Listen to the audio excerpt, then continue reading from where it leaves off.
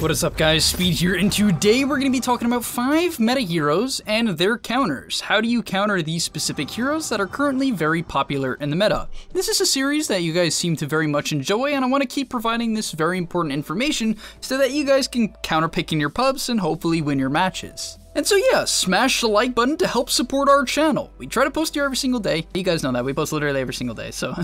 And the reason why I say we is it's me, and we also have a team of editors, right? GameLeap is a major team that works very hard every single day. That's the only reason why we can put out high quality videos every single day with good information, good editing, good quality, everything all around. And your like and just watching the videos really helps us out a ton, so thank you for that. And now, let's get into the video. And finally, the last thing I'll mention before we get into the video, hang on with me, is that over on the GameLeap website, we're putting out a lot of great content. Specifically, I've made multiple guides over the last weeks. I've made a Razor guide, I've made a Lina mid guide, an Earth Spirit guide, an Earthshaker guide, a Treant guide, a Enchantress guide.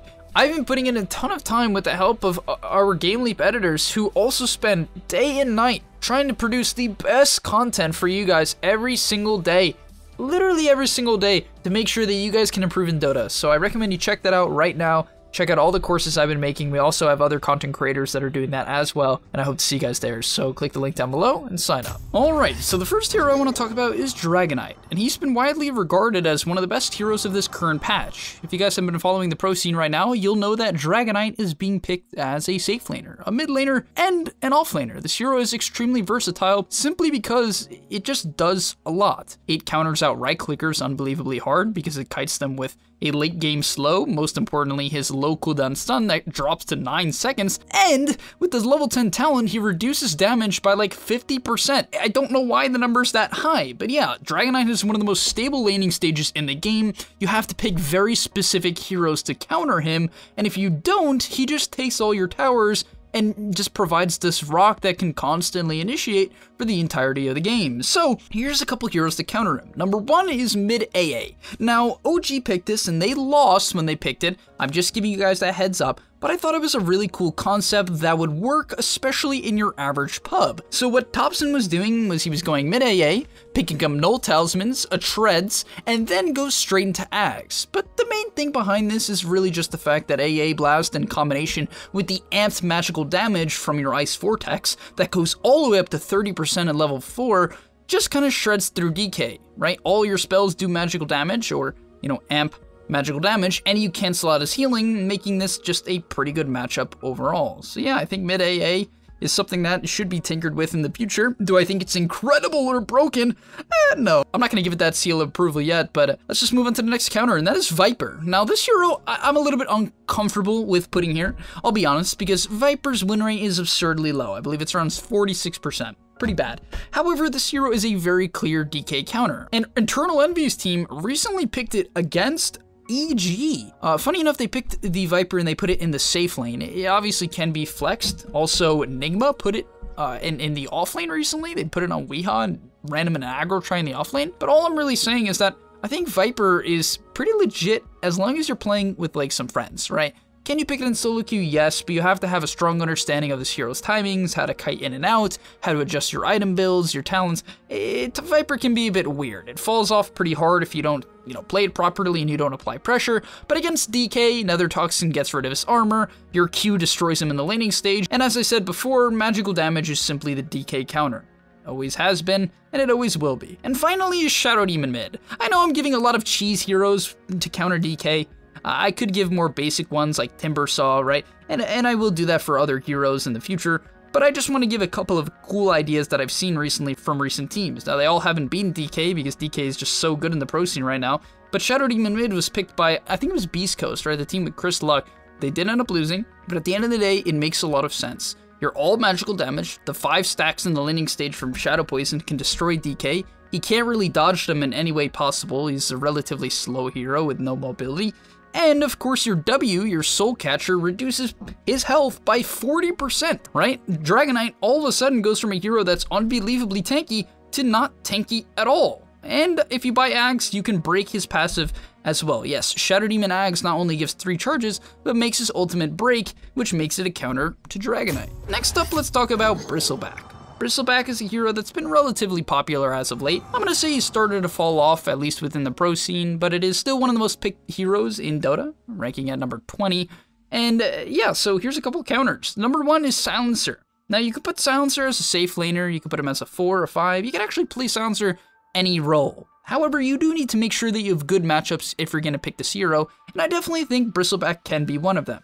Your Q absolutely destroys him. Like, it really, really does. If Bristleback is playing against Silencer, he basically has to rush a Lotus or a Eul's, otherwise, or even a BKB, just to purge Silencer Q, because if he doesn't, and he tries to spam his Q and his Quills, he just ticks infinitely. Like, I'm not even kidding. That's barely an over-exaggeration. The Arcane Curse just ticks, and it's absurdly good. On top of that, you can silence the Bristle as well, and steal all of intelligence, which just prevents Bristle from snowballing in fights, right? If you take all of his mana and prevent him from casting spells, Bristleback doesn't do a lot of damage. Next up is NECROPHOS. This hero is very solid against Bristle for a couple reasons. Number 1, Heartstopper Aura ticks him down, right? It's just good. It's a percentage-based number, so even if Bristle has a lot of HP, you still can tick him down. Reaper's Scythe shreds through his high HP pool. Usually Bristleback ends up killing people when he's around quarter HP because he's eventually built up enough quills. But the problem about Necro for Bristle is, you know, he wants to try to kill people as he's dropping low, but Necro just says no. And finally, Bristleback gives a lot of quill stacks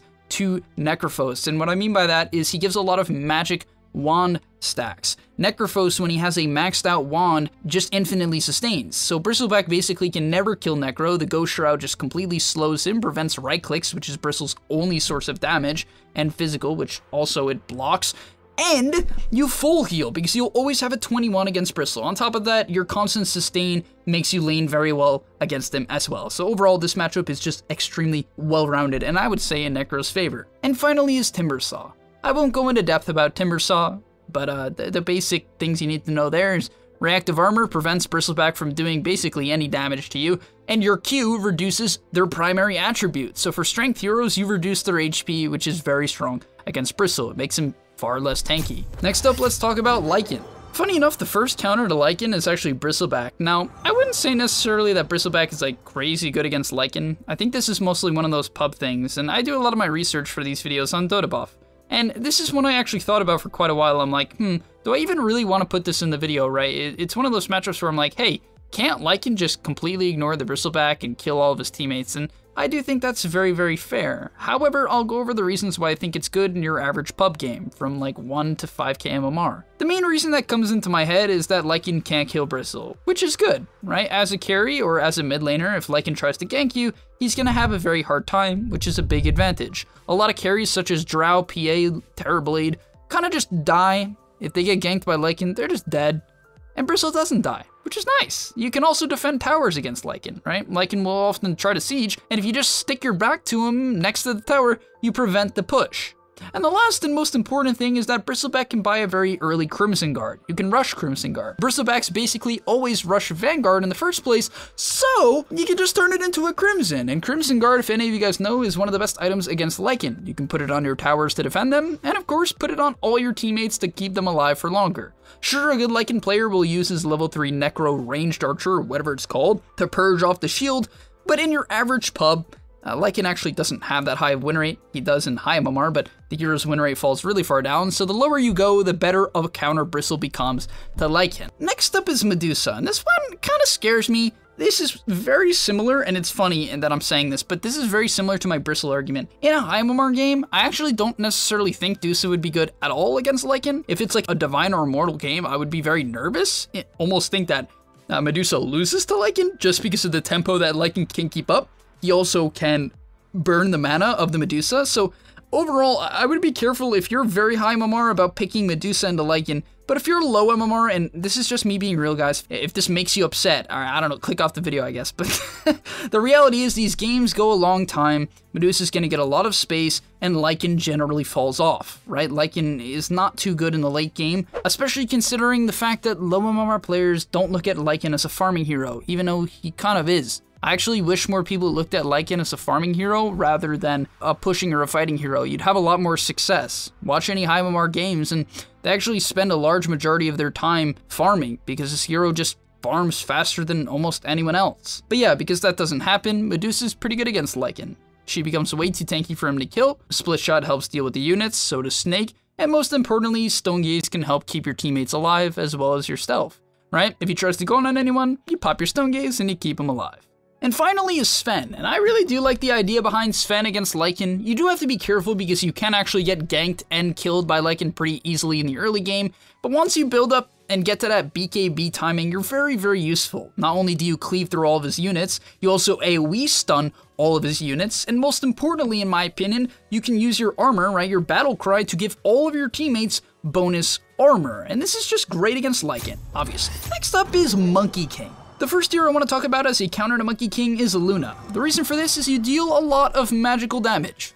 Yes, that's kind of all I want to say. I actually think Monkey can be decent against Luna if, you build up enough units and you prevent Monkey King from getting eclipsed. Then I think Monkey King can actually destroy a Luna if she gets caught inside of one of his rings. However, if you're playing against Monkey King near Luna, I actually recommend you consider buying a Hurricane Pike just to make sure you can get out of his ring. Or buy an Aghanim Scepter, kite out of the fights, and then when he ulties, drop your ulti on the Monkey King and he's basically guaranteed to die. Unless he goes to BKB, which in that case, I guess just try to kite him out. But in all seriousness, I definitely think Luna is pretty good against Monkey King in lane. You know, Monkey King can close the gap on Luna, but in most matchups, if Luna has a +1 support that's backing her up, such as an Enchantress or a Jakiro or a Bane, which I recommend you pick with Luna to get the ranged bonus, right, that Luna has with her Lunar Blessing, then you're going to be able to kite the Monkey King no problem, constantly beam him to chip down his HP, and you provide AoE armor to your ranged heroes to prevent them from dying to his ultimate,